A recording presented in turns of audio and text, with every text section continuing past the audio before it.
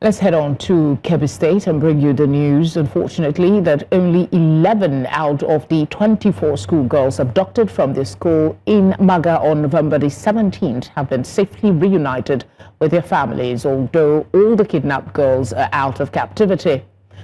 The girls arrived in the town late Wednesday night to bring in much-needed relief to their loved ones and the wider community. The abduction on November 17 has sparked intense concerns and prompted a coordinated rescue effort across the state. My colleague Jamil Mabaia is standing by. He will lead us into how the girls were received by their families and what he knows about the fresh attacks in Niger State. Also joining in, Achike Chude, beg your pardon, a security and policy analyst. He joins us as well to share his view and recommendations amid rising security crisis. Thank you, gentlemen, for being here. Jamil, let's start with you. Talk to us about the mood when the girls were released and reunited with their families. The mood was that of excitement and, celebration, because for the people of Maga, for the first time, they have never witnessed such an event.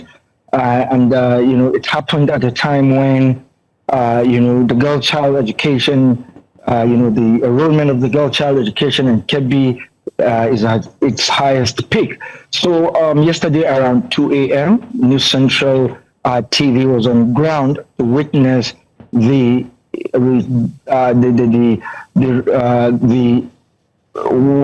will I put it, the handover of the girls to the district head and back to their parents. So we saw an experience firsthand. We saw the excitement, we saw, the jubilation and what have you. And contrary to the earlier report, when we said only 11 out of the 24 rescued students that were rescued, only 11 were delivered to Maga.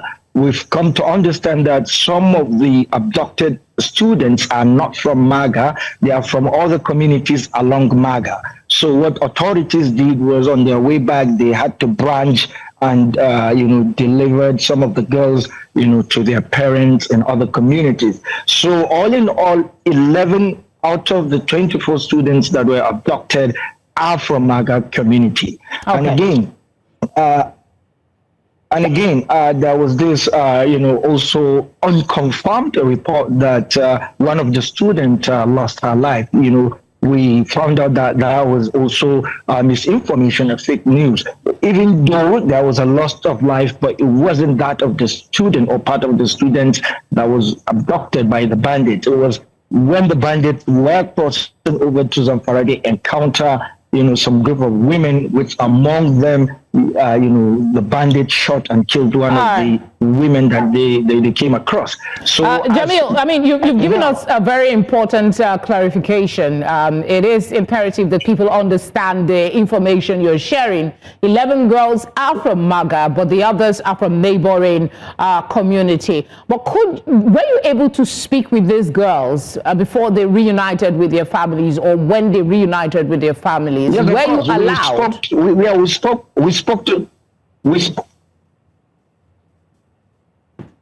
We spoke to some of the girls and their parents, even though some of the girls are teenagers, and you can see it all over their faces, the trauma, they couldn't speak.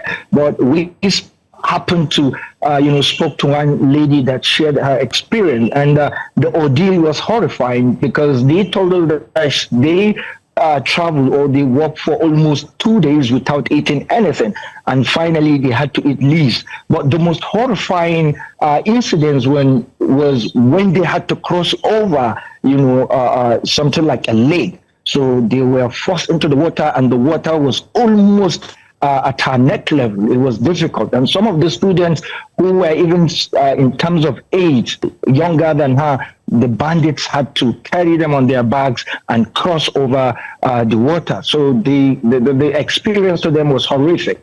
And what made it even more horrific, it's their age, the tender age of these girls. And but for now, the people are happy, their parents are happy, and the students too are happy that they've been reunited with their parents. But what comes after next is what matters. Maybe the trauma, and whether parents will feel safe taking their kids back to school. Questions about these terrorists and if there will be any punishment. Quickly though, before we let you go, what can you tell us? What do you know about this attack that is said to have happened in Niger State? A pregnant woman was involved. Can you confirm that there was indeed an attack?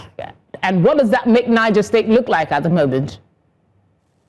Okay, what just happened in Niger State? Even though what happened in Maga, unravel a new level of how information is being shared in this country. Unless you're on ground, that's when you can confirm whether it happened. But if it did happen, then this is a very bad precedent. And now it's a shift we're seeing from 3 years ago, schools were being attacked, students were being kidnapped, and that has stopped for a while. But now we're seeing reoccurrence of that event. And secondly, most of the northwest states have reached peace deal with these bandits. So this deal only exists within the state territories, not outside that.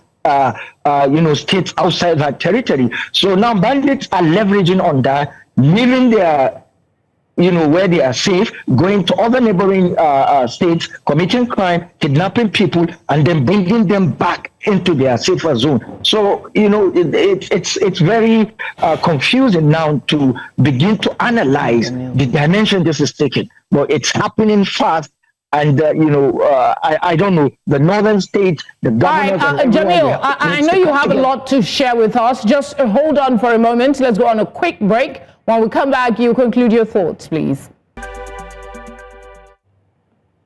Jamil and Chike are still with us. Let's just conclude with Jamil quickly. Jamil, I actually interrupted you on your thoughts on Niger State and what is happening there. Yes, exactly. Just like I was saying, this isn't something new. We're seeing, reoccurrence of these incidences. But when you look at it from a broader perspective, there is only one way to solving this problem. These affected states have to come together and decide simultaneously and take action simultaneously. The United States cannot be doing one thing, Zafari is doing another thing, Sokoto is doing another thing. And then last thing is, now this banditry has become a billion-dollar industry.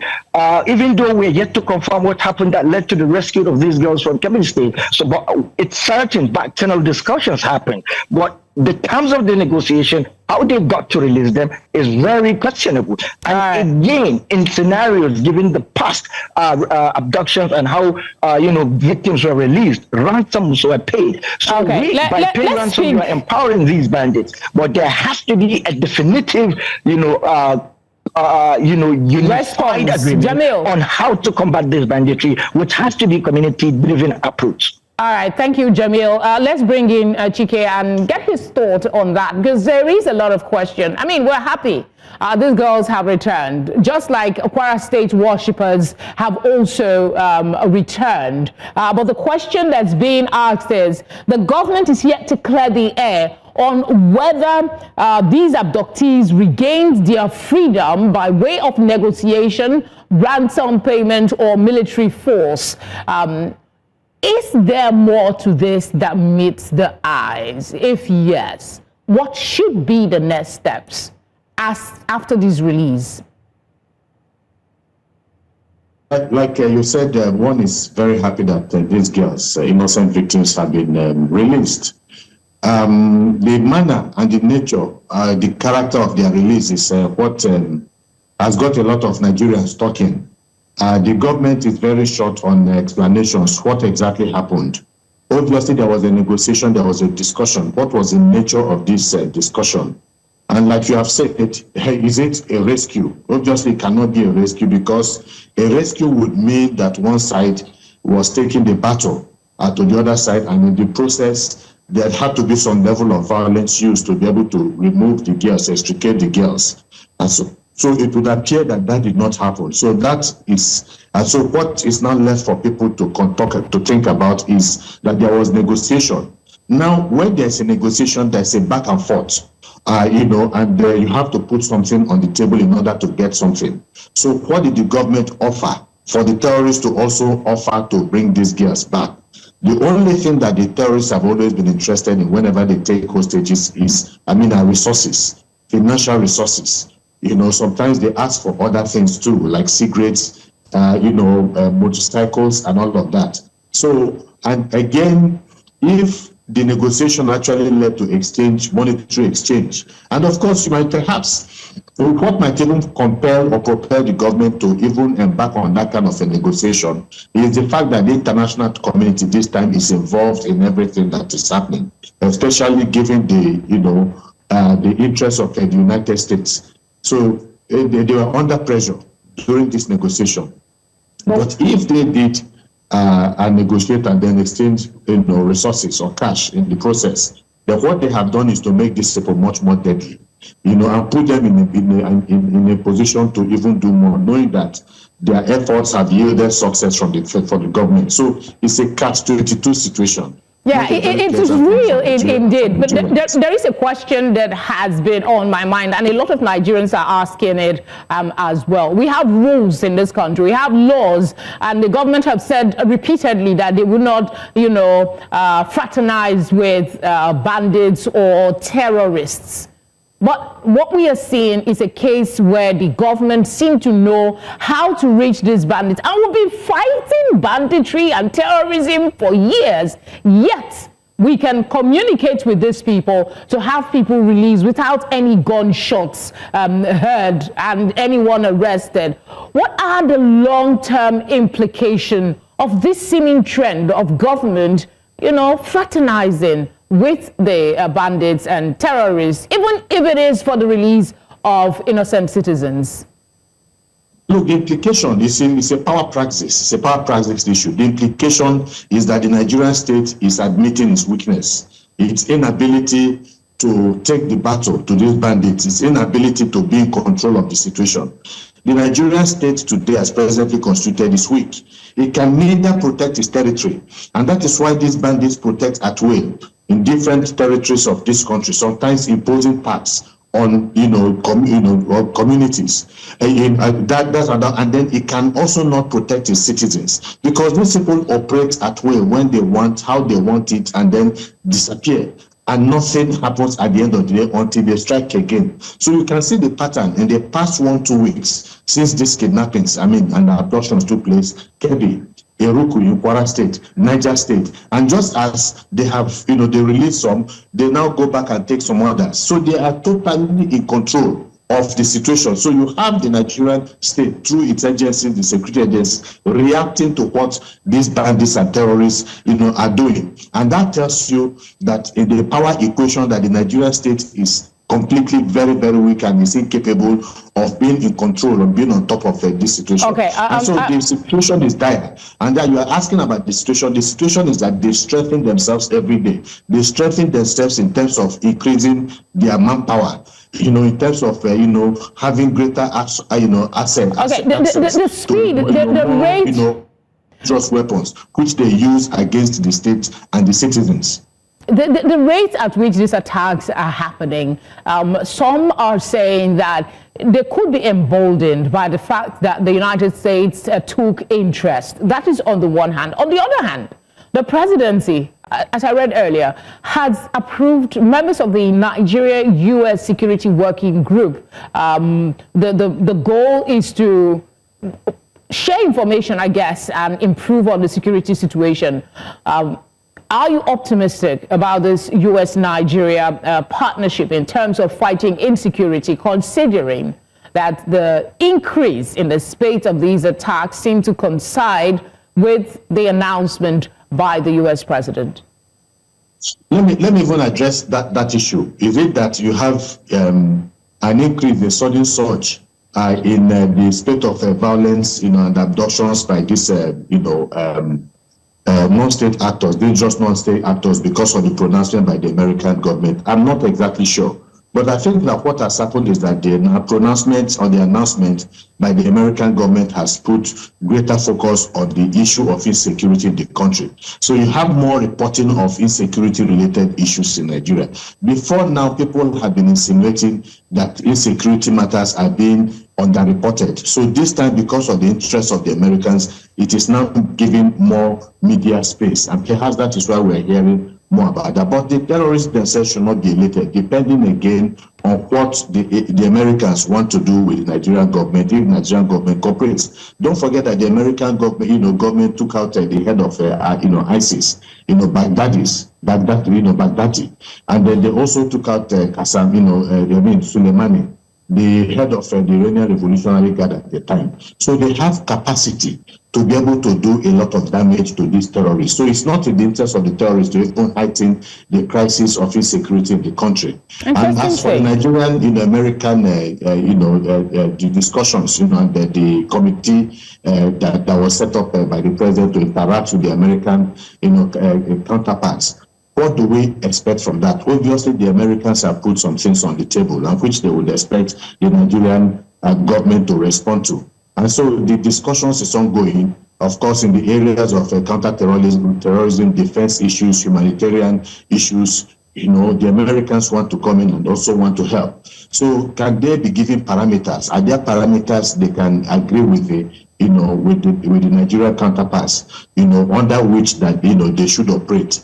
So I think it is also critical. That many people are naturally wary also of American, intervention because of past experiences with other countries. But Donald Trump has said that they want to go after the people that are killing, Nigerians, whether Christians, Muslims, or other Nigerians. And so they need to have a working formula that would enable them to be able to achieve this. But one thing is very clear, is that this American intervention is coming at the right time. The Nigerian government has completely lost the plot when it comes to protecting its territories and protecting the Nigerian citizens. It is very clear that they need some form of, foreign intervention. But what kind of foreign intervention, we don't know, but it is good at least that they are discussing with the Americans. Okay, before I let you go, talk to us about this capital punishment that's been proposed by the Senate for perpetrators of terrorist acts in the country. Is this a step we should be taking as a stiffer response to this kind of criminality? I think our politicians, do not have any, sufficient sense of history, because if they do, they will know that capital punishment does not work. Yes, it could discourage one or two, but don't forget that when this kidnapping started, many states in the country, including Delta State and some other states, imposed capital punishment on the kidnappings, and the kidnapping went up. It went up if you look at statistics from that particular moment. So already there is capital punishment for abduction or kidnapping of citizens. Not even to talk about the issue of terrorism, which is even a much more grievous. In fact, it's as grievous as even the abduction too. So it is not going to solve anything because it has never solved anything. And that's why people are talking about the abrogation of a capital punishment. And it's not just because the society wants to be more humane. No, but people, you can, if you want, you can keep some of these people away for the rest of their lives by ensuring that they do not see the light of the day once they are locked up, permanently. Life imprisonment is much better. But to say that you can discourage what is going on because of a position of death sentence, it's not going to work. It has never worked in any part of the world. It is as simple as that. So I think that something they should look for, a much better alternative. Not to be skeptical, but not to be skeptical or to speak for the Senate, they will say that when they make an effort to be criticized, if they don't make an effort to be criticized, what do we want from them? So if you can, in 20 seconds, please, as brief as possible, talk to that. Well, the issue is that the people, have their own opinion about what needs to be done in the country. And then, the Senate or the senators or government should not begrudge Nigerians for having an opinion. The reality is that the country has not been working. And who are those that have been responsible for the crisis in this country? Is the political class. Of course, you cannot exonerate the people themselves, but the political class, because to whom much is given, much is expected. So we have not been able to see any positive outcome or serious positive outcomes from the years that they have remained in government. I guess they should work harder. They should work harder. Thank you so much. Thank you for being here with us. We appreciate your time. Jamil, thank you as well for the coverage from the North. Thank you.